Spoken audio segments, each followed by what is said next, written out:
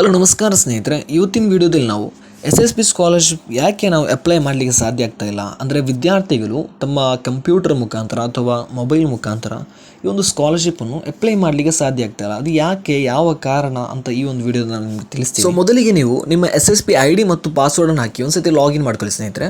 So login ಆದ ನಂತರ ಇಲ್ಲಿ ನಿಮಗೆ ಮೇಲೆ ಕಾಣ್ತಾ ಇರ್ಬೋದು apply for the post matrix scholarship ಅಂತ. ಸೊ ಅದರ ಮೇಲೆ ಒಂದ್ಸತಿ ಟ್ಯಾಪ್ ಮಾಡಿ. ನಂತರ ನೀವು ಹಂತ 1ರ ಮೇಲೆ ಒಂದ್ಸತಿ ಟ್ಯಾಪ್ ಮಾಡಿ. ಅಲ್ಲಿ ನಿಮ್ಮದು ವೈಯಕ್ತಿಕ ವಿವರಗಳು, ಅದೇ ರೀತಿ ಜಾತಿ ಆಗಿರಲಿ ಅಥವಾ ವ್ಯಾಸಂಗದ ಪ್ರಮಾಣ ಪತ್ರ, ಅದರ ಬಗ್ಗೆ ಎಲ್ಲ ಮಾಹಿತಿಯನ್ನು ಅಲ್ಲಿ ಸಲ್ಲಿಸಿದ ನಂತರ ನೀವು ಇಲ್ಲಿ ನೆಕ್ಸ್ಟ್ ಕೊಡುವಾಗ ಇಲ್ಲಿ ನೆಕ್ಸ್ಟ್ ಕೊಟ್ಟ ನಂತರ ನಿಮ್ಮದು ಮುಂದಿನ ಹಂತಕ್ಕೆ ಹೋಗುತ್ತೆ. ಸೊ ಮುಂದಿನ ಹಂತದಲ್ಲಿ ನಿಮ್ಮದು ಕಾಲೇಜಿನ ವಿವರಗಳನ್ನು ಇಲ್ಲಿ ಸಲ್ಲಿಸಬೇಕಾಗುತ್ತೆ. ಸೊ ನೀವು ಇಲ್ಲಿ ಕಾಲೇಜಿನ ವಿವರ ಸಲ್ಲಿಸಿದ ನಂತರ ನೀವು ಯಾವ ಕಾಲೇಜಲ್ಲಿ ಓದ್ತಾ ಇದ್ದೀರಾ, ಪ್ರೆಸೆಂಟ್ ಕಾಲೇಜಿನ ಹೆಸರೇನು ಎಲ್ಲ ಇಲ್ಲಿ ಶೋ ಆಗುತ್ತೆ. ಬಟ್ ಇಲ್ಲಿ ನಾವು ಎಲ್ಲ ಮಾಹಿತಿ ಸಲ್ಲಿಸಿದ ನಂತರ ಕೂಡ ಈ ಒಂದು SSB ಪೋರ್ಟಲ್ ಮುಖಾಂತರ ಅಪ್ಲೈ ಮಾಡಲಿಕ್ಕೆ ಆಗ್ತಾ ಇಲ್ಲ.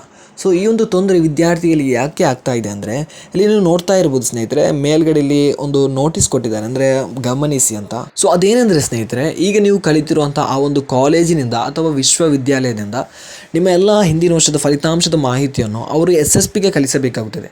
ಸೊ ಯಾಕೆಂದ್ರೆ ನೋಡಿ, ನೀವು ಈಗ ಜಾಯ್ನ್ ಆಗುವಾಗ ಕಾಲೇಜಿಗೆ ನಿಮ್ಮದೆಲ್ಲ ಹಿಂದಿನ ವರ್ಷದ ಅಂಕಪಟ್ಟಿಯನ್ನು ನೀವು ಅಲ್ಲಿ ಕೊಟ್ಟಿರ್ತೀರ. ಸೊ ಹಾಗಾಗಿ ಅವ್ರೇನು ಮಾಡಬೇಕಂದ್ರೆ ಅದನ್ನು SSB ಅವರಿಗೆ ಕಲಿಸಬೇಕಾಗುತ್ತೆ. ಸೊ ಅಲ್ಲಿ ಅವರಿಗೆ ಕಲಿಸಿದ ನಂತರ ಇಲ್ಲಿ ನಿಮ್ಮದು ಮುಂದಿನ ಹಂತಕ್ಕೆ ಹೋಗುವಂತಹ ಒಂದು ಸ್ಥಿತಿ ಆಗಿದೆ ಕಾಣೋದು. ಸೊ ಹಾಗಾಗಿ ನಾನು ನಿಮ್ಮಲ್ಲಿ ಹೇಳಲಿಕ್ಕೆ ಇಷ್ಟಪಡೋದೇ ಅಂದರೆ, ಇನ್ನೇನು ಕೆಲವು ದಿನಗಳಲ್ಲಿ ನಿಮ್ಮೆಲ್ಲ ಮಾಹಿತಿ, ಫಲಿತಾಂಶದ ಮಾಹಿತಿಯನ್ನು ಕಾಲೇಜಿನವ್ರು ಏನು ಮಾಡ್ತಾರೆ ಅಂದರೆ SSB ಕಲಿಸ್ತಾರೆ.